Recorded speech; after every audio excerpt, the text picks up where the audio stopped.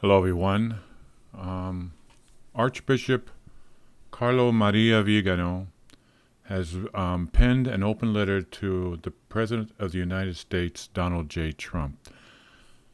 So I thought I would just read the contents of that letter without comment so that you could listen to it. And the text, I have there's a link to the text within this stream. So God bless all of you, and here is the letter in its entirety from Archbishop Carlo Maria Vigano to Donald J. Trump, the President of the United States of America. Mr. President, allow me to address you at this hour, in which the fate of the whole world is being threatened by a global conspiracy against God and humanity. I write to you as an archbishop, as a successor of the apostles, as the former apostolic nuncio to the United States of America. I am writing to you in the midst of the silence of both civil and religious authorities. May you accept these words of mine as the voice of one crying out in the desert. John 1:23. As I said when I wrote my letter to you in June, this historical moment sees the forces of evil aligned in a battle without quarter against the forces of good, forces of evil that appear powerful and organized as they oppose the children of light, who are disoriented and disorganized, abandoned by their temporal and spiritual leaders.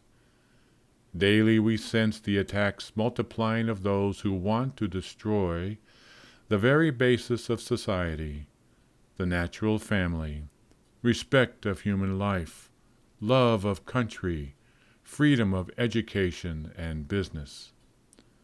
We see heads of nations and religious leaders pandering to this suicide of Western culture and its Christian soul, while the fundamental rights of citizens and believers are denied in the name of a health emergency that is revealing itself more and more fully as instrumental to the establishment of an inhuman, faceless tyranny.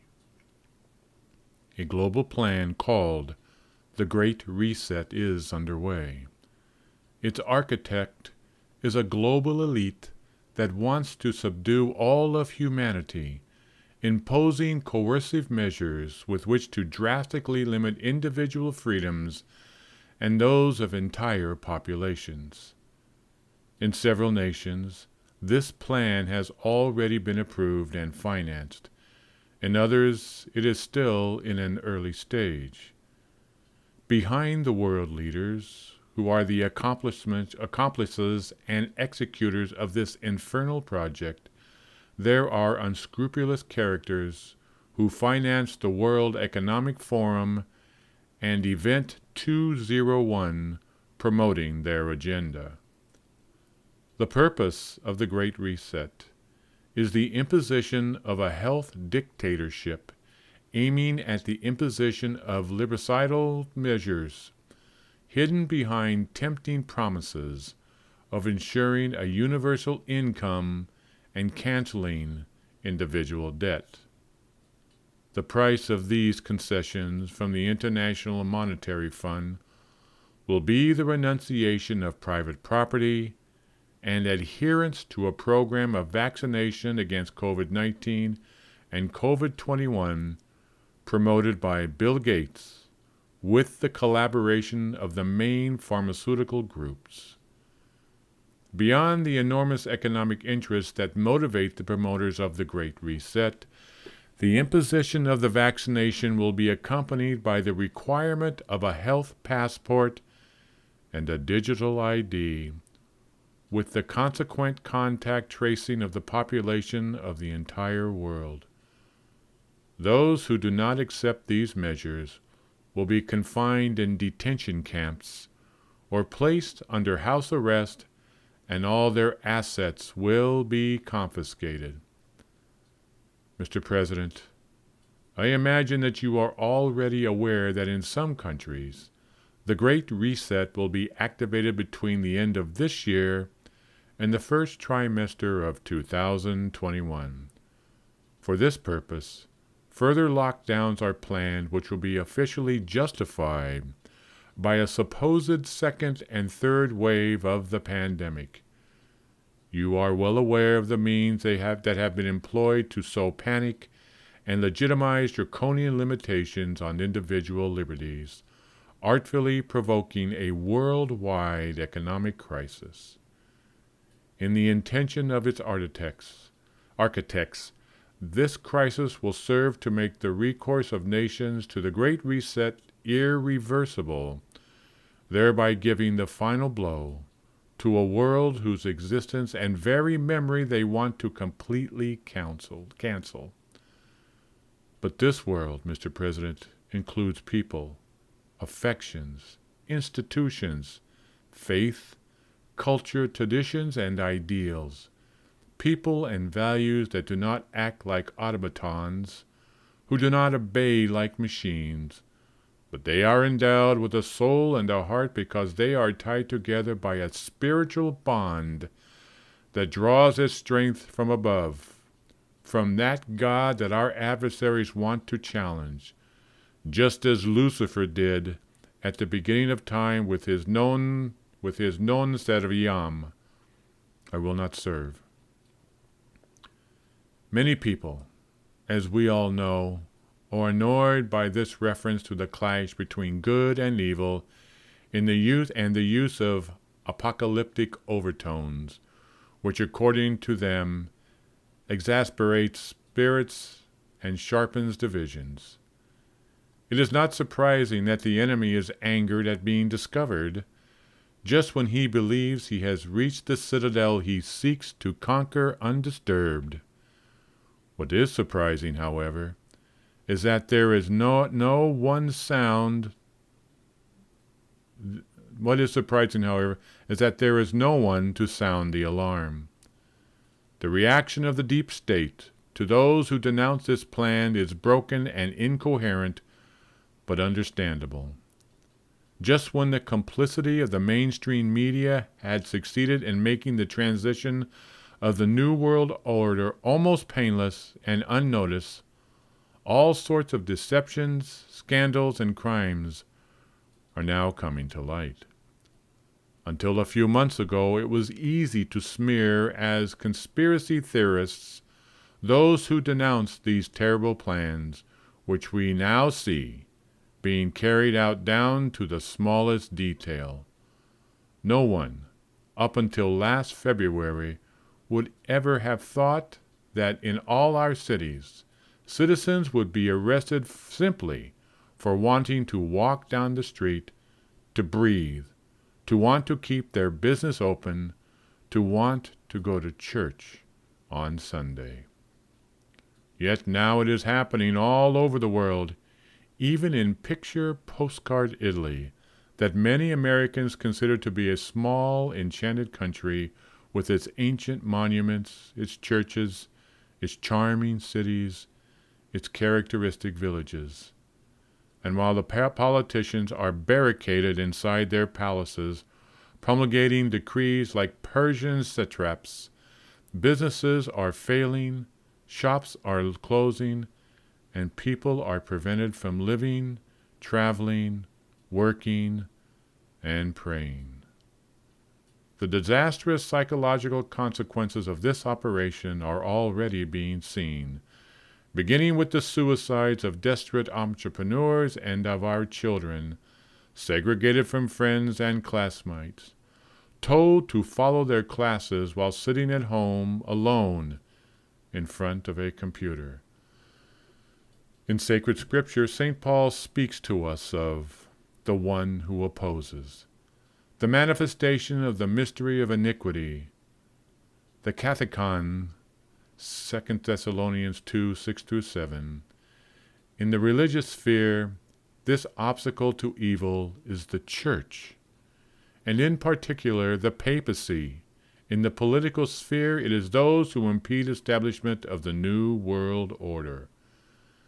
As is now clear, The one who occupies the chair of Peter has betrayed his role from the very beginning in order to defend and promote the globalist ideology, supporting the agenda of the deep church who chose him from its ranks. Mr. President, you have clearly stated that you want to defend the nation, one nation under God, fundamental liberties and non-negotiable values that are denied and fought against every day today. It is you, dear President, who are the one who opposes the deep state, the final assault of the children of darkness. For this reason, it is necessary that all people of goodwill be persuaded of the epochal importance of the imminent election, not so much for the sake of this or that political program, but because of the general inspiration of your action that best embodies, in this particular historical context, that world, our world which they want to cancel by means of the lockdown. Your adversary is also our adversary. It is the enemy of the human race, he who is a murderer from the beginning, John 8:54. Around you are gathered with faith and courage those who consider you the final garrison against the world dictatorship. The alternative is to vote for a person who is manipulated by the deep state, gravely compromised by scandals and corruption, who will do to the United States what Jorge Maria Bergoglio is done to the Church. Prime Minister Conte to Italy, President Macron to France, Prime Minister Sanchez to Spain, and so on. The blackmailable nature of Joe Biden, just like that of the prelate of the Vatican's magic circle, will expose him to be used unscrupulously, allowing illegitimate powers to interfere in both domestic politics as well as international balances. It is obvious that those who manipulate him already have someone worse than him already, with whom they will replace him as soon as the opportunity arises. And yet, in the midst of this bleak picture, this apparently unstoppable advance of the invisible enemy, an element of hope emerges. The adversity does not know how to love. It does not understand that it is not enough to assure a universal income or to cancel mortgages in order to subjugate the masses and convince them to be branded like cattle. This people, which for too long has endured the abuses of hateful and tyrannical power, is rediscovering that it has a soul. It is understanding that it is not willing to exchange its freedom for the homogenization and cancelization of its identity. It is beginning to understand the value of familial and social ties, of the bonds of faith and culture that unite honest people. This great reset is destined to fail because those who planned it do not understand that there are still people ready to take to the streets, to defend their rights, to protect their loved ones, to give a future to their children and grandchildren. The leveling inhumanity of the globalist project will shatter miserably in the face of the firm and courageous opposition of the children of light. The enemy has Satan on its side. He only knows how to hate. But on our side, we have the Lord Almighty, the God of armies arrayed for battle, and the Most Holy Virgin, who will crush the head of the ancient serpent. If God is for us, who can be against us? Romans 8:31. Mr. President, you are well aware that in this crucial hour, the United States of America is considered the defending wall against which the war declared by the advocates of globalism has been unleashed. Place your trust in the Lord strengthened by the words of the great Apostle Paul. I can do all things in him who strengthens me. Philippians 4:13. To be an instrument of divine providence is a great responsibility, Mr. President, for which you certainly receive all the graces of state that you need, since they are being fervently implored for you by the many people who support you with their many prayers. With this heavenly hope and the assurance of my prayer for you, for the First Lady, and for your collaborators with all my heart, I send you my blessing. God bless the United States of America. Carlo Maria Vigano, titular Archbishop of Urbana, former Apostolic Nuncio to the United States of America. So, that's it. God bless each and every one of you. Pray each and every day. Pray hard. And know that the Lord is in charge. God bless you all.